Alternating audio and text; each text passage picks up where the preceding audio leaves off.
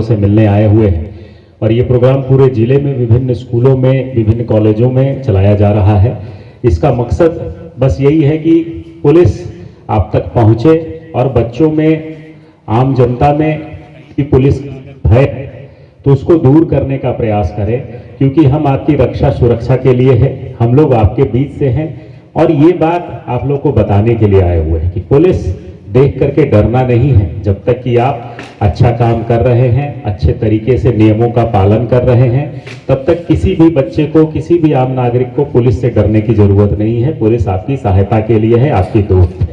अगर आप गलत काम करते हैं, किसी तरह के अनैतिक कार्य में लगे रहते हैं, अपराध करते हैं, तब आपको डरने की आवश्यकता है। तो आप लोग तो बच्चे हैं, आप लोग कोई गलत काम करते हैं तो आपको डरना चाहिए, नहीं डरना चाहिए। तो अगली बार से जब आपके माता पिता या स्कूल में टीचर डरावे कि बेटा ये नहीं करोगे तो पुलिस को बुला देंगे, तो क्या कहेंगे आप कि हमको डरने की जरूरत? बिल्कुल सही। तो पुलिस आपकी दोस्त है, आपसे मिलने के लिए आई हुई है और आपकी बातों को सुनने के लिए आई है। और पुलिस आपको ये भी बताने के लिए आई हुई है कि कैसे हम छोटी छोटी चीजों के माध्यम से छोटे छोटे अपराध को रोक सकते हैं और आसपास पे निगरानी रख सकते हैं, विधि व्यवस्था अच्छी बनाने में सहूलियत दे सकते हैं। तो आज का जो प्रोग्राम है आवाज दो, वो महिला और बाल सशक्तिकरण को लेकर के बिहार पुलिस मुख्यालय की तरफ से निर्देश दिया गया है कि हम लोग जाकर के जनसंवाद करें, लोगों से मिले, उनके बारे में सोचें और उनसे पूछें कि भाई आपको क्या परेशानी है और हम लोग बताएं कि हम लोग क्या क्या आपके लिए काम कर रहे हैं।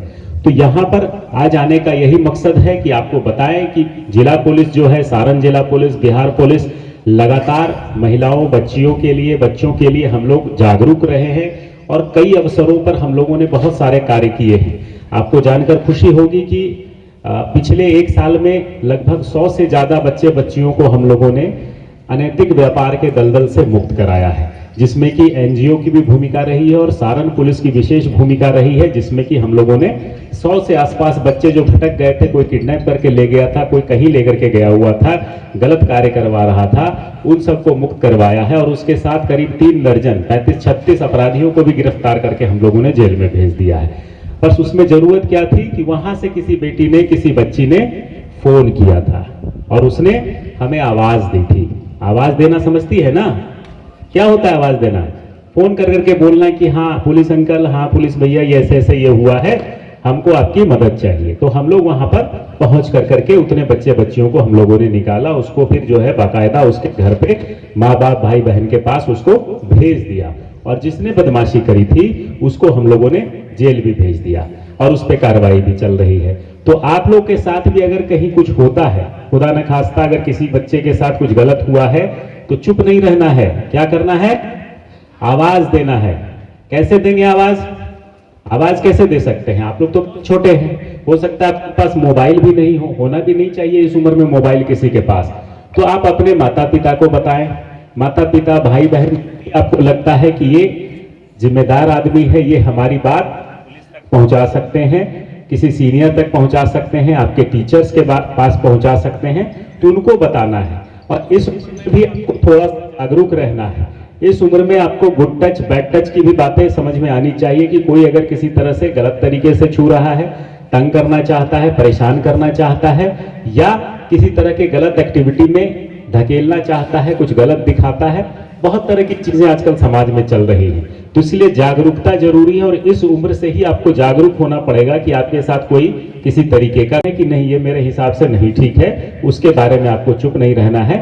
अपने आसपास अपने टीचर, अपने माता पिता को बताना है, आवाज देना है। जो थोड़ी बड़ी उम्र की बच्चियां हैं, इनके लिए विशेष रूप से हम लोग जागरूक होकर के यहाँ पे आए हुए हैं और इनसे ज्यादा अपील करते हैं कि बेटा आप लोग का अभी मोबाइल चलाने का समय नहीं है, सोशल मीडिया से थोड़ा दूर रहना है। अच्छा, कितने लोग सोशल मीडिया चला लेते हैं यहाँ पे जो बच्चियां बैठी हुई है? ट्विटर फेसबुक आता है करने? फेसबुक पे, व्हाट्सएप पे नहीं आता है तो बहुत अच्छी बात है। तो इस सब से दूर रहने की आवश्यकता है, क्योंकि सोशल मीडिया जो है आजकल एक बड़ा ही राक्षस दानव तरीका रूप बना लिया है, जिसमें कि बच्चों का खास करके शोषण किया जा रहा है। बच्चों की प्रोफाइल, बच्चों की फोटो, गलत तरीके की फोटो डाल कर करके उनका जो है शोषण किया जाता है। तो उसके बारे में भी आप लोग को जो है इस सब चीज़ों से सतर्क रहना है। सोशल मीडिया पे भी अकाउंट नहीं बनाना है, फ़ोन वोन का चक्कर छोड़ दीजिए। अभी पढ़ाई करने के लिए आए हुए हैं तो पढ़ाई करिए। पढ़ाई करने के लिए जैसे ही घर में जाते हैं, घर से आते हैं, यहाँ पर जो बताया जाता है और निष्ठापूर्वक पढ़ाई करना है आपको। ऐसा नहीं है कि कुछ भी आप जो है बोल दीजिएगा, कर दीजिएगा, घर में जाके बोल दीजिएगा कि हम तो बहुत पढ़े, 8-8 घंटा आज पढ़े। नहीं, अपने आप से सच्चाई, ईमानदारी और निष्ठा रखना है, किसी और से नहीं। जो आप काम कर रहे हैं उसको देखने वाला सिर्फ 2 आदमी है, एक तो आप और एक ऊपर वाला। आप जिसमें भी मानते हो, एक ऊपर वाला आपको देख रहा है और एक आप स्वयं देख रहे हैं। तो से आपको ईमानदारी बरत निष्ठा के साथ आपको पढ़ाई करनी, ये उम्र पढ़ाई करने की है। अच्छा, पढ़ाई की बात से याद आया कि आप लोग तो बहुत किस्मत वाले हैं कि इतने अच्छे स्कूल में पढ़ रहे हैं। हम भी पढ़ा करते थे सरकारी स्कूल में, आज से 25 साल पहले। तो उस स्कूल का नाम क्या था पता है? संत बोरियालिस स्कूल था हमारा।